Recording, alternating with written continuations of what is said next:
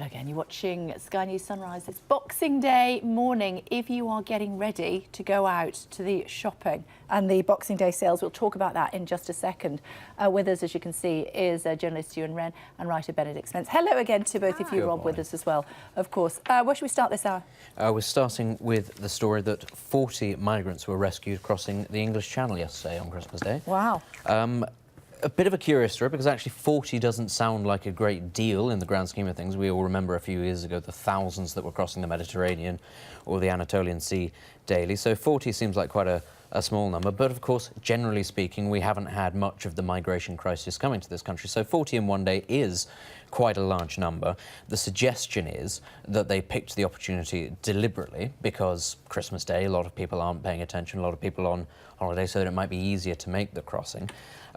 It's, of course, children amongst them as well. Children amongst them, and it's a precarious time of the year. It's not the most friendly conditions, so obviously these people are very keen to get here. And I mean, it's an interesting development in the whole story of the migration crisis that's been going on for a few years now, and perhaps we're just starting to see the relaxation maybe in Europe of controls on these migration movements, because of course it has dried up in the Mediterranean, so it's not quite so much of a hot topic nowadays. Also, of course, all the issues around it does play a lot, but I mean, it's in some ways it's rather flattering that they still want to come here, what with Brexit and everything going on and the whole country going mad. But it is perhaps the next stage, the evolution in the migration crisis, is that we may now see more and more people trying to cross the English Channel to come here, which we haven't seen before. Thank you. Tell us about Boxing Day shopping.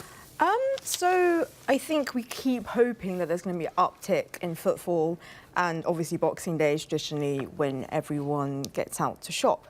But it's really interesting because I'm kind of looking at it from having lived in China and for the last few years, that in China, where e-commerce now accounts for 40% of global retail sales. Oh, wow. You know, it's huge. Online payments, mobile payments, actually 100. I wish it was 100. Mobile payments are 11 times that of the USA. So for me, it's light years ahead of where the British are almost. So it's really interesting to see that people are still talking about the high street against e-commerce, when in China, you know, you don't bother. If you want electronics, you get on your phone, and often you mean you don't have to wrestle with people in John Lewis? Queue from 6 a.m. The great British tradition. Something typically British about my queuing from 6 issue a.m. is also just that when you go there, there's never anything in my size, there's never anything in my colour, and might as well just, secure it online on my mobile phone.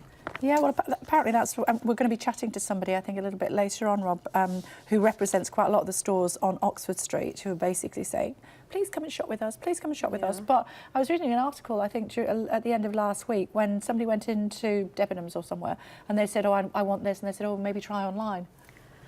Yeah, it's not really helpful. This is just the future, isn't it? Yeah, well, I had to... Well, sorry, but we can continue to try to recreate the nostalgic idea of the high street, but ultimately, if you can get these things far easier online, that's just the way it's going to go, frankly. And actually, in China, they've gone the other way already. They've started rebuilding brick-and-mortar stores to give more of a presence on the high street. So that's where you touch and feel, but you still buy it online? Yeah, well, there's probably direct... That's why I did my shopping this Christmas, actually. Yeah. I looked in store, but I bought online. I went all in store. Did you? All old school You're in store. so old-fashioned. I'm so old-fashioned, I know. I wonder what John Burkow did. Oh, John Barker, who knows? I mean, he's got lots of options. Yeah, supposedly he won't have had to pay for anything. The ever-popular Speaker of the House of Commons, as we can see by the fact that he's received £71,000 worth of free gifts during his tenure. They include tickets to Wimbledon, tickets to go and see Arsenal, to the boxing, to see Manchester City, all sorts of things. It's he's having a fantastic time. And one of the things I find, I've got no real issue with politicians going out and enjoying themselves. I mean, there was a tweet that was doing the rounds of the Prime Minister in Hermes, and she was being shamed by people for having the audacity to buy a handbag with her own money. Yeah, there's nothing wrong with that. But actually, there is something a little bit, taking the mick here slightly. I mean, he's not the Prime Minister. He's not Prime Minister to Paris. He is just the Speaker. And the idea that politicians get so much, quite so much, in freebies doled out to them, it does rather detract from the idea that they are public servants, that they are there as representatives. And it feeds into the narrative you have that politicians are out of touch and have a rather aloof and high opinion of themselves when it comes to comparing themselves to the general public. Now, I'm not saying that's necessarily the case for the Speaker himself, but I think we've seen it. Recently, there was the argument between a journalist and Nicky Morgan, where Nicky Morgan said, "How dare you?" when he contradicted because he only wrote for a website, whereas she was an elected member of Parliament. It doesn't really help the idea that these are people that represent us in any way, and it just feeds into the idea that they are incredibly, consider themselves a little bit more better than we are, as it were. Yeah. Well, I don't know what the Nicky Morgan thing was, so I'm sure that she's more than able to defend herself. And as far as the Speaker is concerned, this is what we're seeing. This is from the members' financial interest, isn't it? The Register of Members' Financial Interest. We haven't spoken to Mr. Burkhouse, so we don't know how accurate these figures are. So there, just in case his lawyer's watching. But it does seem like an awful lot of money to go to watch sports games. Yeah, good gigs though, isn't it? I mean, he wasn't even going to bad sport. He was going to Wimbledon, Man City, Arsenal. In the box. You can't argue with that, can you? Fantastic, absolutely I'm not fantastic. sure Arsenal's good sport.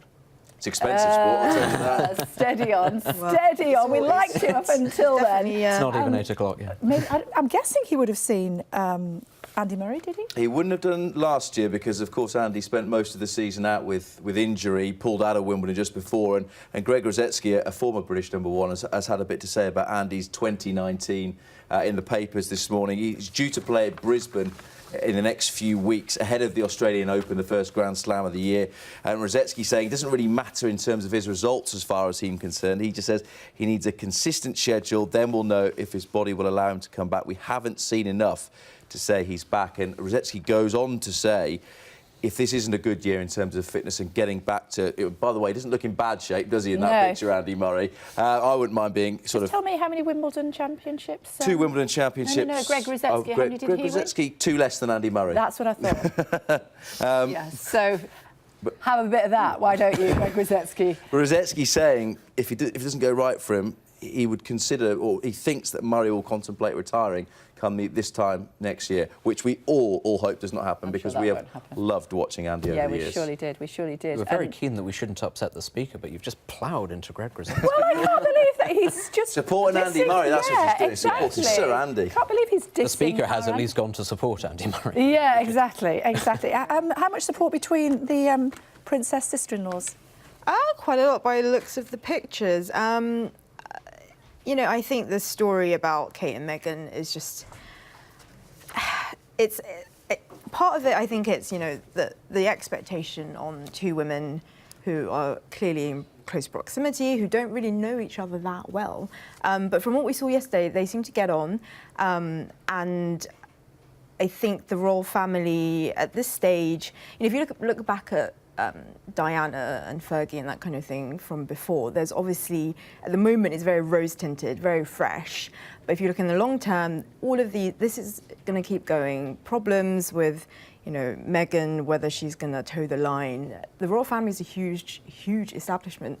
They have a face to present, and, you know, in the future, if there are actual tiffs and actual outbreaks of tempers, it's left to be seen what the real tantrums are, if there are going to be. I think it must be said, I think that there's been a lot, obviously, in the press, the idea that Meghan Markle has been slightly demanding, slightly tempestuous, and that's the cause of the arguments. But I think that actually, whatever the truth is, we must remember, she's not had the upbringing that Kate Middleton has had. She's not had that sort of upper middle class upbringing. She might not understand or have been privy to a lot of the unspoken rules about how one behaves. And so I think often it's a little bit unfair that the public lens is trained quite so closely on her. I understand she's the new member of the family, she's the bright young thing, but we must bear that in mind. She is coming from a different culture from ours. So I think that, you know, whatever way you look at it, I think, you know, a little bit of leeway has to be given to her. I mean, I don't think that kind of thing, you know, I don't think you should expect that from Kate either, that she should toe any lines, and, you know, both of them are adults, they know how to manage.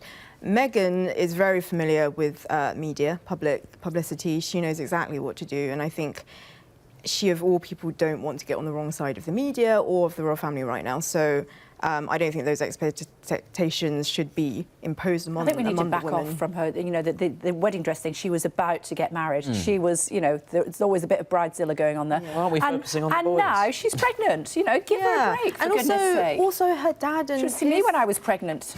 yeah, I mean, you've got Even worse than I am now. Should see me this morning. yeah. Really quickly, school reports. School reports. Well, this could have been written by my parents, that they shouldn't Must be try given... harder? Yes, absolutely. That was a good report. I remember that one very fondly.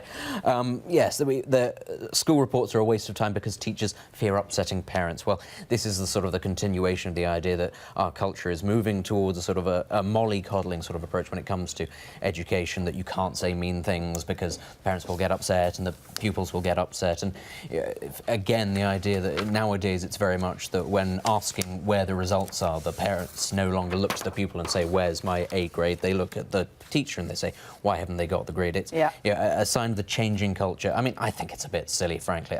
I don't think you do pupils or parents any favours by not actually giving them accurate progress reports. If the child isn't doing well enough, you need to tell the parents that. You can't risk hurting their feelings. OK, well, we're going to have to say that to Kirsty, aren't we? We'll see you in an hour, guys. Thanks very much indeed. Are you going to try harder, Kirsty?